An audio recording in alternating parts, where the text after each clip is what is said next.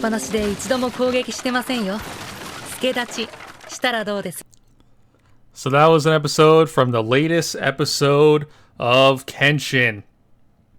And as you can see there, excuse me, Kenshin is just dodging every attack from Senkaku. And Senkaku, I mean, he's pretty damn powerful. As you can see there, I mean, he's easily wall level.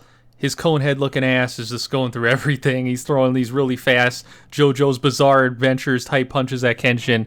And Kenshin is just dodging everything. And Kenshin only uses one move, spoiler, to defeat him at the end because Shishio threatens to kill Senkaku if he doesn't do something. So he's like, okay, and he buffs himself up and attacks. But Kenshin pretty much already had him beat because the guy's basically just runs out of steam. He hurts his legs because Kenshin explains this dude is so massive that just him moving around at that speed, which is already ridiculous, hurts his legs. Like, it puts serious pressure on his legs. So his legs give out. But then Shishio's like, well, I'm going to kill you. So, your legs are your least of your worries. So he does this one last attack like we saw there with, called the Conehead attack. And Kenshin just, hits him right here. Reverse blade sword to the chin. Hit that Mutsurugi style.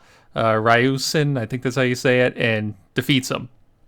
And of course you got Shishio smiling at the end because he wants a battle. Although we all know if Kenshin wanted to kill, I don't even think really Shishio could stop him. Kenshin is just that OP. So yeah, I mean, this episode was pretty action-packed. It was really cool to see Saito there.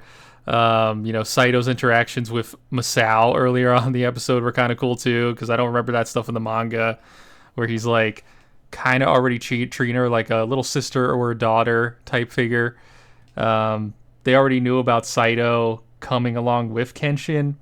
And also they get into like the whole politics of the villages that Shishio's taken over and how the townsfolk are too cowardly to really do anything about it. And have kind of just accepted that Shishio runs their towns now. And they don't want Kenshin and Saito there because they just believe they're going to get killed for having them there. Even though, like, guys, he's the freaking Batosai, okay? Like, Shishio's the imposter, okay? He came after him, but we know the OG is Kenshin. And freaking Saito's the Shinsenkumi guy, but I guess they don't recognize either of them, which is a little bit weird because, like, you think some of these guys, especially the old dude in the middle, maybe would, recognize them somehow or put two and two together. I don't know. But essentially, yeah, this is a pretty cool action-packed episode. We also got the kid, that Senkaku kills. He goes with Masao to try to get revenge. Of course, he's going to show up, and Senkaku's already defeated. Shishio looked pretty cool this episode. Pretty much like in the original, with this better animation. He goes on a big speech about how he's going to, take over Japan because Japan's weak and they care about what the West thinks, and they shouldn't care about the West thinks. They need to be, super strong, survival of the fittest, full on, like, Darwinism, and then we're going to take on the rest of the world and get supremacy.